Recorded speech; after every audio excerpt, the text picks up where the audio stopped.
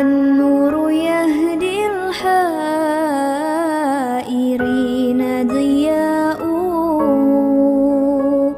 وفي الحشر ظل المرسلين لواء.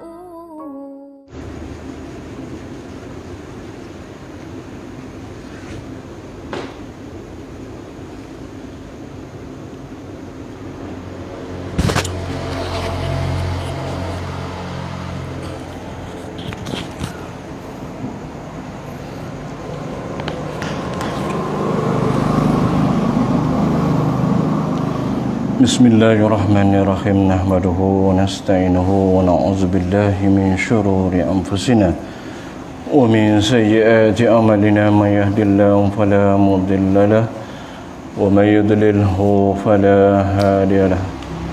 Wa nashhadu anna Muhammadan 'abduhu wa rasuluh.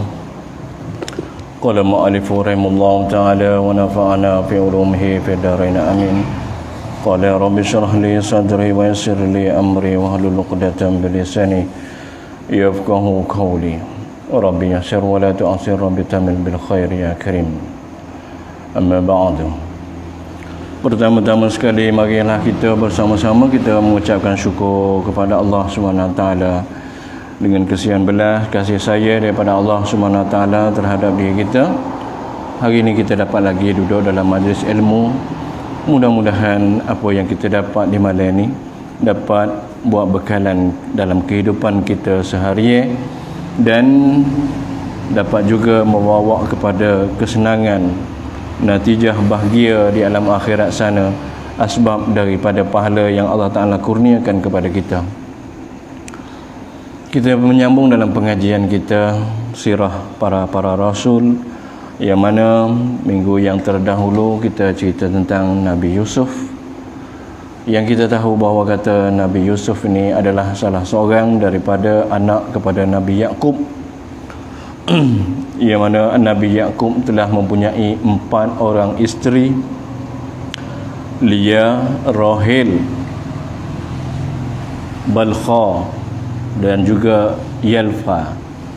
4 orang isteri dia tadi melahirkan sampai kepada 12 orang anak.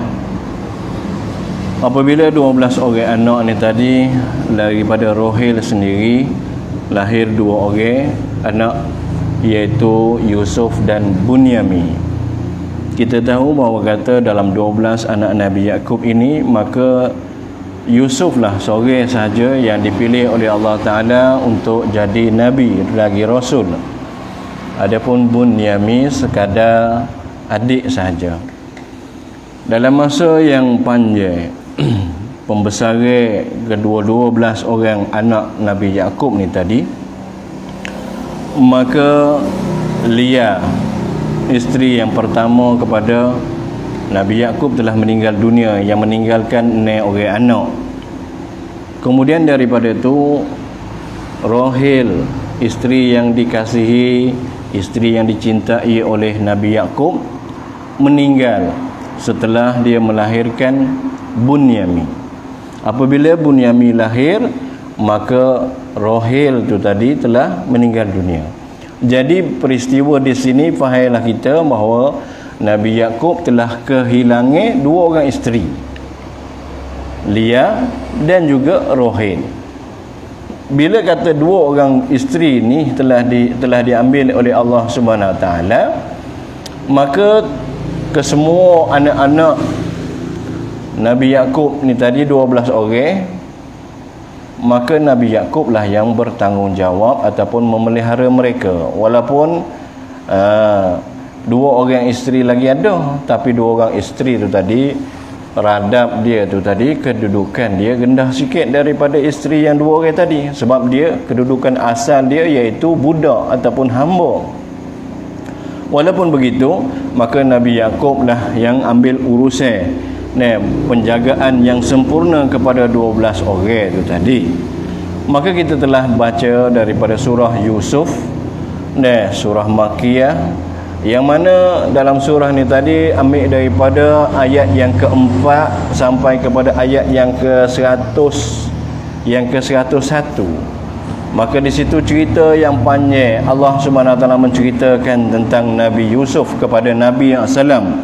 Apabila Nabi SAW ditanya oleh orang Yahudi berkenaan tentang Nabi mereka, mereka yang sanjung, iaitu Nabi Yusuf daripada keturunan Yaqub ni tadi. Kerana fahamlah kita bahawa kata daripada keturunan Yaqub ni lah orang panggil terbit ataupun keluarnya bangsa Israel, agama Yahudi. Lepas tu orang panggil Israel. Bila kata gitu terbit daripada Yaqub, orang panggil Bani Israel, yang telah terdahulu Abu Hurairah kata tubik Bani Israel ni daripada Yaqub sendiri. Kenapa lagu tu? Sebab kalau kita dobit ataupun kita ambil daripada kitab yang dibangsakan kepada Israeliat, ambil daripada kitab sebelah leknu, ada yang panggil sebelah leknu, bukan pada kitab kita Al-Quran, tapi ambil pada kitab leknu. Mana? Taurat. Kisah daripada orang terdahulu tentang Israeliat, bahawa kata Yaqub ni tadi apabila dia telah nak lari, nak keluar tubik, pasal Yaqub ni adalah salah seorang nabi yang boleh melintasi laut. Dia pandai buat perahu juga, lintas laut. Tapi bila mana dia nak melintas laut, maka dia telah lihat, ni orang panggil Israeliat, cerita mula-mula dah. Makna kata Israeliat ni kita nak orang panggil apa, kita dengar boleh, nak pergi kalau bertentangan dengan Al-Quran maka kita kena tolak. Maka cerita ni tadi dia bertentangan dengan Al-Quran. Tapi cerita ni ada banyak orang panggil mufasir pun ada dobit dalam tafsiran kitab mereka, ada cerita ni. Tapi sekadar Israeliat, demo royak bela-bela dah, ini Israeliat, iaitu cerita daripada kitab Taurat yang direka oleh orang Yahudi. Cerita ni telah diolah ataupun diubah. Sebenarnya cerita ni tak ada, tapi pentafsiran ulama-ulama ada masukkan juga dalam kitab. Kenapa? Kerana ini adalah kisah Israeliat, berita daripada orang sini patut ke atas. Cerita ni berterusan. Jadi walaupun berterusan, tapi Nabi SAW kata Israeliat ni mu dengar boleh, kalau tak bertentangan dengan Al-Quran mu boleh percaya, tapi kalau bertentangan mu kena tolak. Tolak. Jadi cerita ni nak royak ke apa? Kena tolak juga dah. Lepas tu kita dengar saja dah. Jadi bila mana Nabi Yaqub nak turun, nak naik perahu dia, tiba-tiba lihatlah katanya Tuhan turun. Tuhan turun. Turun mana? Turun jadi manusia. Bila kata turun jadi manusia dan buat lagu mana? Dia gocoh dengan Yaqub. Yaqub sampai kata Yaqub ni tadi, boleh patahkan pohon dia, pohon Tuhan. Siapa Tuhan tu? Pada pandangan puak ni Tuhan Allah lah, Tuhan Nabi Yaqub ni Allah lah. Patah pohon.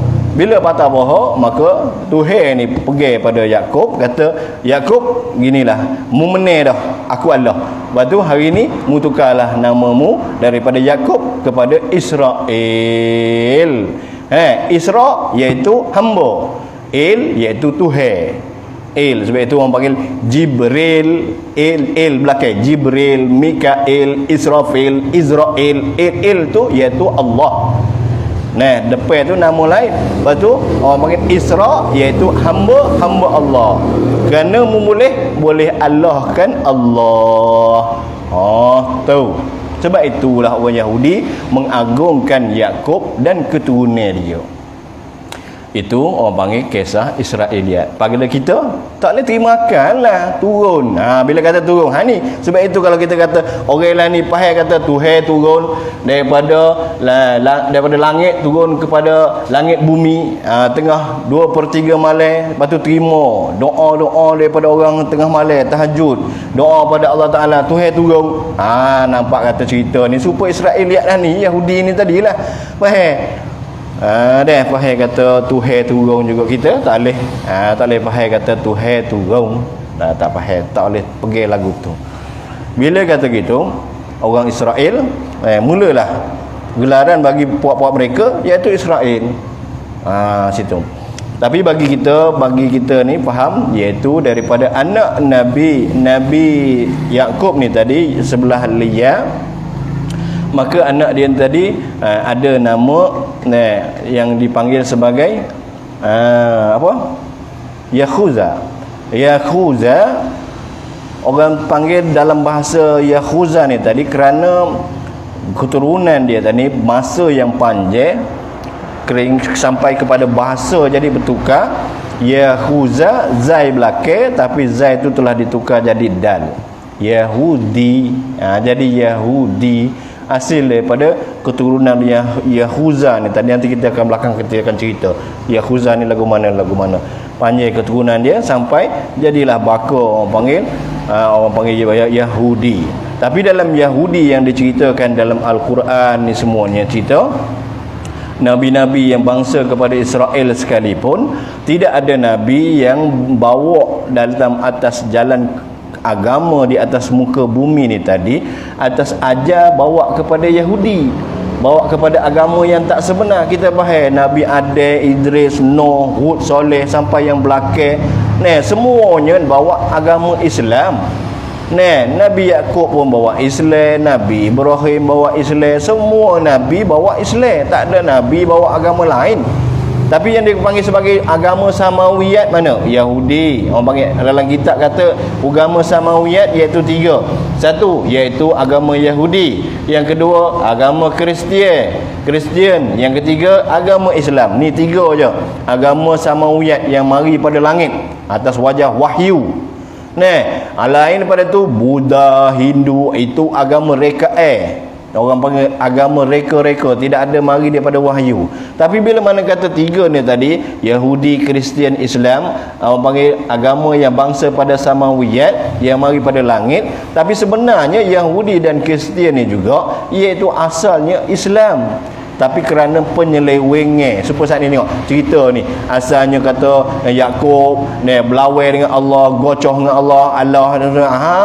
Orang panggil reka. Siapa reka? Dia punya padri dia reka. Dalam kitab sungguh tak ada. Dalam kitab Nabi Musa tak ada. Nabi Isa tidak ada cerita-cerita. Maka mereka reka ni cerita ni lagu ni. Bila berubah dah tu pesong. Bila pesong jadi orang panggil rel perjalanan yang betul akan tuju pada syurga Allah Taala, keampunan Allah Taala, kepada kehendak agama. Tapi bila kata dia dah pesong, dia tak sampai pada yang matlamat yang nak dituju itulah. Maka keluarlah dia daripada yang agama yang sebenar, jadi agama dipanggil agama Yahudi, agama Kristian. Asalnya semua Nabi-Nabi bawa agama iaitu agama Islam. Habis itu. Jadi bila mana keturunan yang 12 ni tadi, maka apabila Yusuf dalam umur yang lebih kurang dalam 12-13 tahun, maka Allah Ta'ala mengilhamkan dia mimpi. Yang minggu lepas kita telah baca yang mana Nabi Yusuf telah mimpi. إذ قال يوسف لأبيه يا أبات إني رأيت أحد عشر كوكبا والشمس والقمر رأيتهم لي ساجدين. Ingatlah peristiwa tatkala Nabi Yusuf berkata kepada bapaknya. Nabi Yusuf kata pada ayah dia, kata gapo wahai bapakku, sesungguhnya aku mimpi melihat 11 bintang dan matahari serta bulan. 11 bintang, matahari, bulan. Aku melihat mereka tunduk memberi hormat kepada aku, sujud. Jadi sujud ni tadi kalau kita faham dalam tafsiran, memang sujud sungguh. Semua adik-beradik dia yang sebelah orang ni tadi, Bunyamin sendiri pun, adik dia pun sujud juga. Bila mana kisah yang panjang belakang nanti, kisah dia iaitu apabila Yakub mari selepas Nabi Yusuf hantar 200 ekor unta supaya pergi kepada Palestin ambil Nabi Yakub dan keluarga dia. Setengah riwayat kata 7,000 orang. Yakub, lepas tu keturunan dia Leknu tu. Nah, di Palestin tu 7,000 orang. Setengah riwayat yang masyhur iaitu 72 orang. Mari, nah 72 orang hantar unta 200 ekor, naik unta tu 72 orang dah. Lepas tu yang lebih tu segala gapo-gapo pakaian dia, barang-barang rumah dia, bawa mari. Orang panggil pindah daripada Palestin kepada Mesir. Kerana Yusuf panggil mari duduk sini, mari duduk di Mesir. Nah, situ. Jadi bila mana kata semua ni tadi 11 orang adik-beradik dia dan mak dia, ayah dia diumpamakan seperti matahari, sebab sifat matahari ni dia menerangi semua. Kalau kata matahari dia menerangi semua alam ni tadi. Begitulah Yakub, dia menerangi adik-beradik dia, keluarga dia.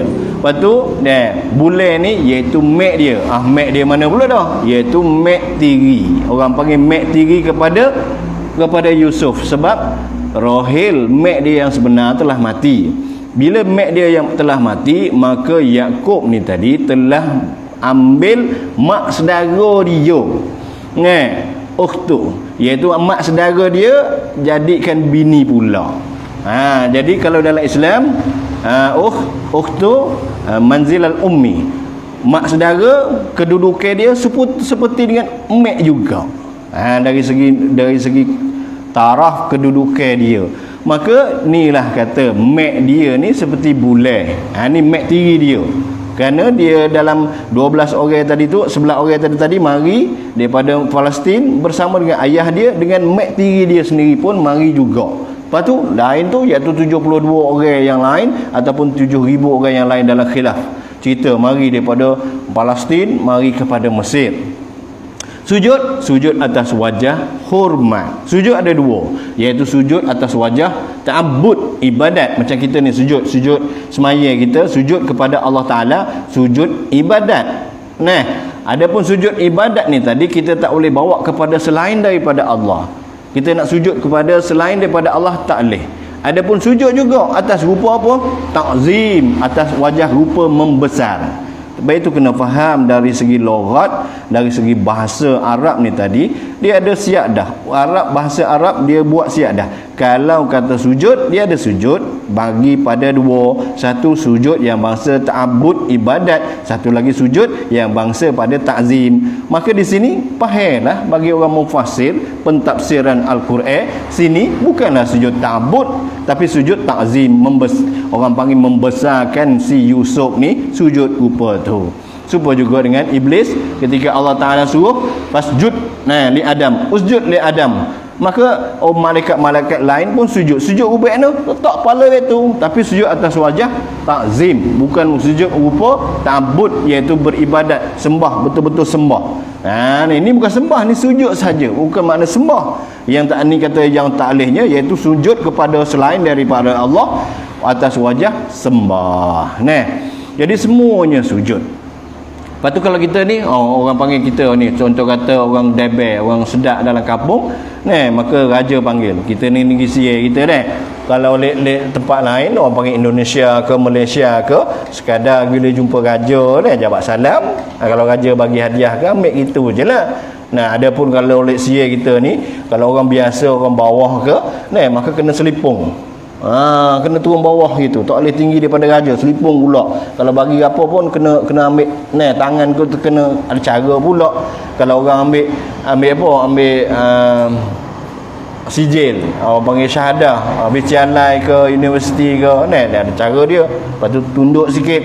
Yang tak bolehnya sampai kita menunduk ni tadi, syariat kata rupa lagu mana sujud, kalau sampai sembah kita ni tadi turun sampai kepada sujud tanah ni, memang tak dibenarkan. Kita sekarang ni, mazhab kita dan mazhab-mazhab lain begitu juga. Jangan sampai apa? Sampai kita punya sujud ni tadi sampai taraf lebih nak sampai kepada rokok. Sekadar stop kita punya tulang belakang rendah sikit itu tak ada apa, dimaafkan lagi. Kepala tak apa, badan sampai kita rendahkan tubuh kita, tapi jangan lebih daripada sampai kepada tahap rokok. Bila tahap rokok dah membawa kepada syirik, menyekutukan Allah Subhanahu Wa Taala. Itu kaedah untuk kita menjaga diri kita daripada takut terkeluar daripada Islam dengan kita tak khabar. Jadi bila kata Yusuf ni tadi nampak dalam mimpi, ini orang panggil ilham. Sebenarnya Nabi Yusuf telah dapat ketandaan bahawa Allah SWT nak jadikan dia rasul. Qala ya abati la taqsus ru'yaka ala ikhwatika fayakidu laka kaida inna syaitana lil insani aduwwum mubin. Yakub kata kepada anak dia tadi, wahai anakku, janganlah engkau ceritakan mimpi kamu ni kepada saudara-saudara kamu yang 11 orang tadi, yang 10 orang, kerana aku khawatir mereka akan menjalankan sesuatu rancangan jahat terhadap kamu. Sesungguhnya syaitan adalah musuh yang nyata bagi manusia. Cerak dah, syaitan orang panggil musuh yang nyata. Syaitan dari segi bahasan syaitan ni tadi, kita kena faham. Kalau dalam Al-Quran kata syaitan ni tadi, iaitu tuju kepada jin yang jahat. Jin yang jahat. Kerana setiap syaitan ni tadi, dia akan bekerja dengan Dajjal. Kita faham mana kata Iblis dia ada mahligai atau panggil istana dia di tengah laut sana. Di mana? Wallahu alam. Tapi di sana dia duduk dan dia akan menggunakan orang-orang di bawah dia. Siapa? Iaitu puak-puak jin ni tadi. Puak jin yang kafir maka akan jadi hamba kepada iblis ni tadi. Maka iblis arahkan masuk dalam diri orang asut supaya bawa kepada kerosakan. Sampai bila mana semua dah mari rujuk pada dia, klik pada dia, maka tanya, mu buat apa pada manusia? Kata, aku ajak orang berzina. Tak apa. Aku ajak orang bunuh orang. Tak apa. Sampai semua kerosakan buat, tapi ada seorang daripada ni buat jin ni tadi mari royak kepada iblis, aku ni tak ada buat apa, tapi aku boleh ceraikan seorang daripada dua orang isteri dan suami. Maka syaitan suka sangat bagi dia punya apa, tamneng dia, pedal. Yang ni dapat pedal, tingkat darjat dia lebih daripada jin-jin yang lain, syaitan-syaitan yang lain. Sebab apa? Iblis suka benar bila ada permusuhan ataupun jadi balah di antara keluarga, di antara ialah suami isteri, di antara adik-beradik. Sebab itulah Nabi Yakub kata syaitan lah, kerana syaitan dia buat cerita dulu lagi dah. Dan daripada zaman Adam, lepas tu Adam dan Hawa, lepas tu kepada Qabil dan Khabil sampai bunuh. Kita dengar cerita dah Qabil dan Khabil dulu dah, Qabil dan Habil. Lepas tu jangkau masa panjang sampai kepada sini pun tengok dia masuk celah. Dalam adik-beradik pun dia nak buat musuh, permusuhan di antara adik-beradik. Serupalah dalam masyarakat kita sekarang ni pun bila mana tidak ada kasihan belas, kasih sayang rahim, silaturahim di antara keluarga, maka putus silaturahim, maka bermusuhan di antara keluarga. Dalam adik-beradik pun jadi musuh juga, kerana syaitan masuk. Bukan makna kata Nabi Yakub sini pun nak salahkan adik-beradik saja, tak, nak salahkan syaitan. Sebab jangan kita lupa, kita boleh buat jahat ni sebab bisikan daripada syaitan dalam hati kita. Kenapa orang tak semaya? Sebab ada bisikan syaitan dalam hati dia, menyebabkan bawa dia kepada tak semaya. Sebab daripada syaitan lah buat kepada segala kerosakan, segala barang-barang yang Tuhan larang dengan bisikan daripada syaitan. Begitulah juga di sini. Nabi Yakub kata, jangan royak, takut nanti syaitan masuk kepada adik-beradikmu, rancang nak buat jahat.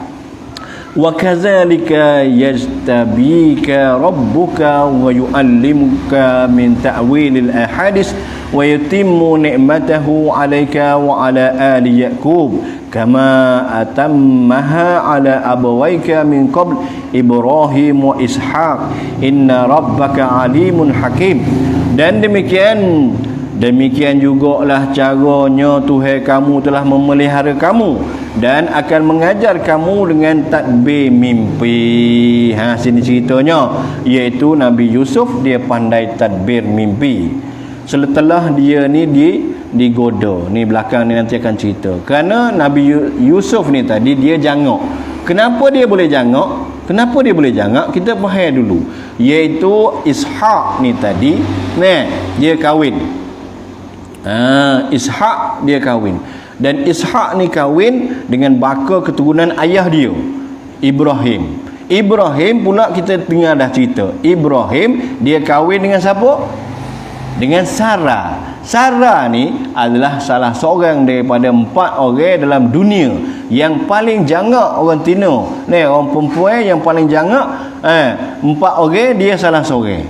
Maka dalam wilayah kawasan dia tu, Syria tu tadi, maka dia adalah orang yang paling jangak. Bila kata mek jangak, cucu cicit akan turun. Supaya orang buat burung titik lah ni. Kalau pak dia, mek dia, orang panggil mak dia, ayah ke bapak burung ni tadi molek, mungkin yang kedua, yang ketiga, yang keempat, belakang tu akan serupa dengan tok dia tadi. Jangok dia tadi. Orang panggil kalau burung titik lah. Tak kira ayah ke, tak kira binatang ke apa-apa, dia akan turun. Keturunan tu serupa dengan yang atas tu. Lepas tu Nabi Ibrahim bukan calang-calang orang panggil orang jangak juga. Lepas tu Sarah pun jangak dah. Lepas tu Yakub pun jangak juga. Ishak pun jangak juga. Nabi-nabi tak ada yang hudung. Tapi kecacatan macam Ishak, dia mata dia gabun. Yakub pun mata sampai jadi gabung putih. Nanti panjang ceritanya.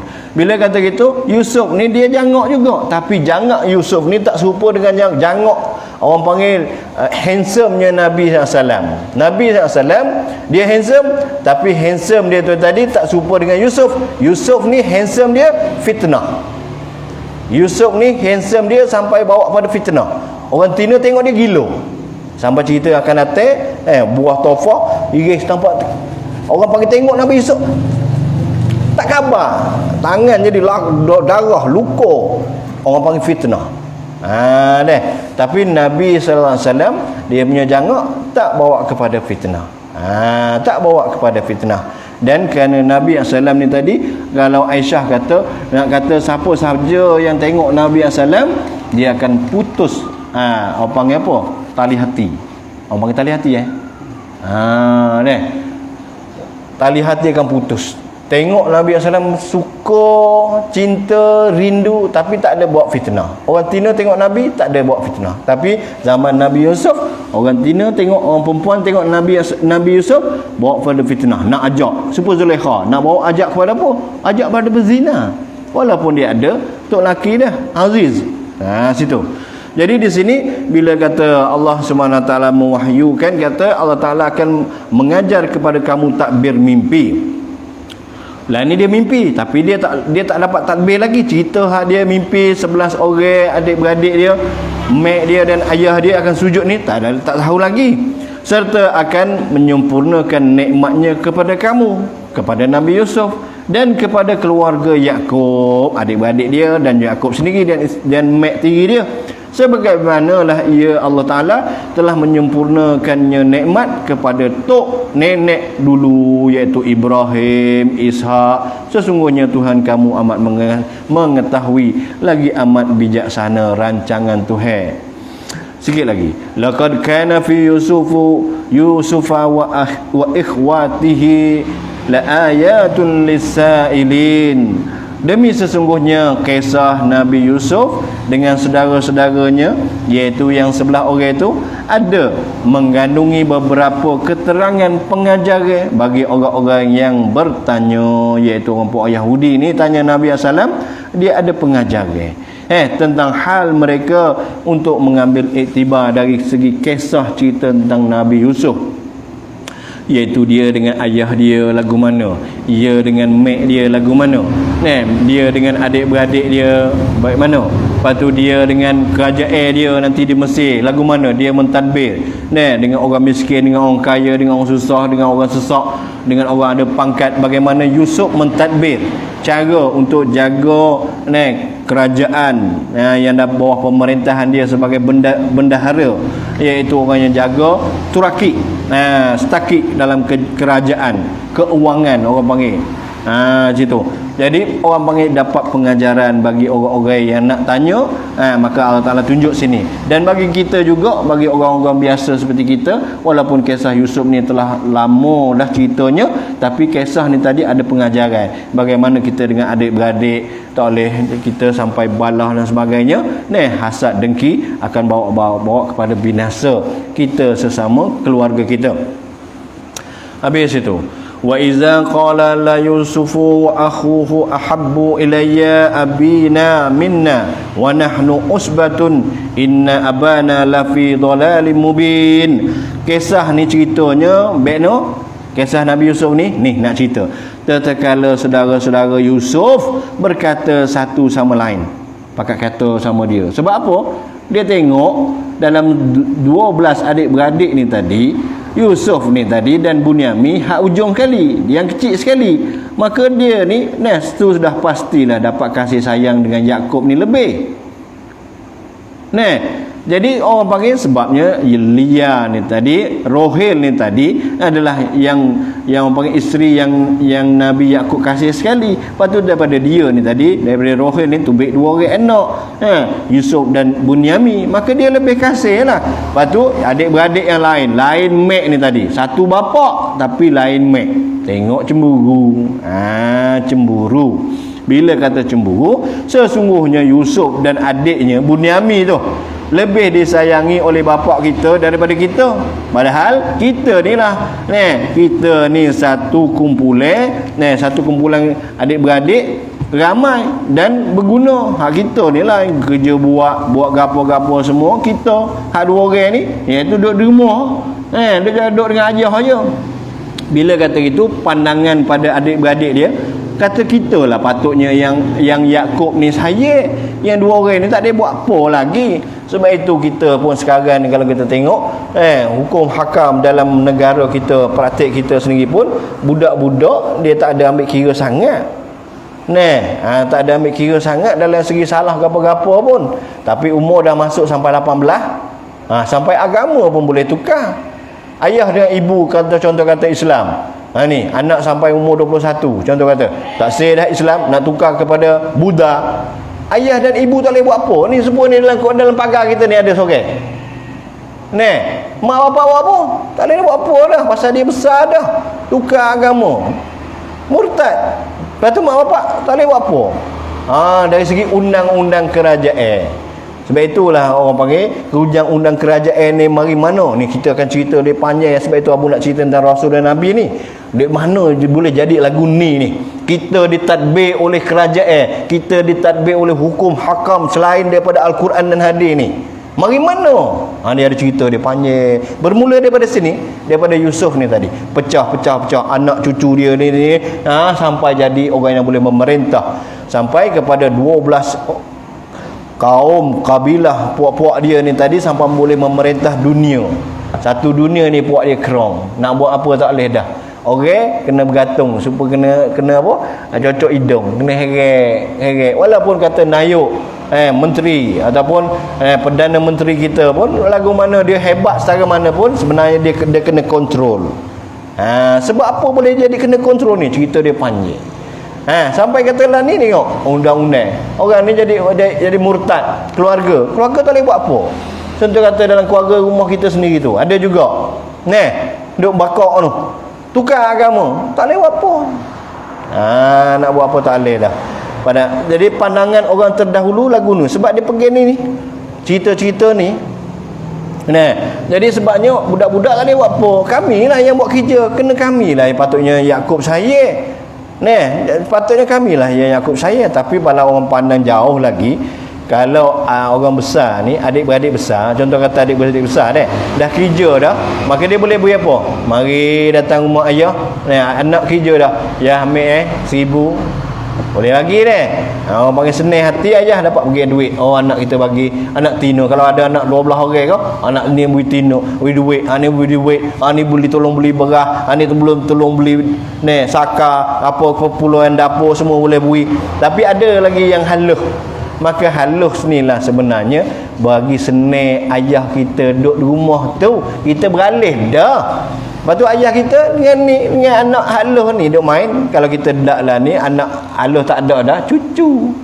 Apa yang ramai ayah kita tu dengan cucu, dengan anak hak kecil-kecil ni lah. Nah, demo tak apa boleh beri duit, tapi kasih sayang demo tak boleh beri. Dan kelih tak boleh. Sibuk dengan kerja. Tapi ini hak duk main kendong, kasih tu. Sifat kasih tu tadi boleh menenangkan jiwa sampai duk sedap, rasa duk sedap. Sesak tak apa. Keadaan sakit pun tak apa, tapi anak ada. Anak kecil ada menenangkan hati. Situ dah orang panggil ceritanya. Begitulah juga dari segi Yakub ni tadi. Adik-beradik dia yang lain, cerita kata tak boleh weh, ayah dah kasih 2 kereta. Kita ni lah sepatutnya yang dikasihi oleh Yakub. Lah tak boleh buat weh. Tak boleh biar Yusuf ni. Bahaya. Orang panggil deki. Siapa mari? Syaitan. Sebenarnya Nabi Yakub bagi tahu. Kemudian kata sini qala qailum minhum. Jadi kisah Yusuf ni tadi panjang sampai kepada 100 ayat. 100 ayat 101.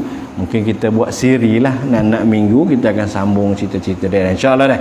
Jadi sini kau telah berkatalah seorang daripada adik-beradik dia tadi tu, setengah kata abai yang sulung, setengah kata yang atas daripada Yusuf, setengah kata Yahuza sendiri kata jangan bunuhlah Yusuf ni, tapi buailah dia dalam telaga. Mudah-mudahan kita hubung minggu depan insya-Allah.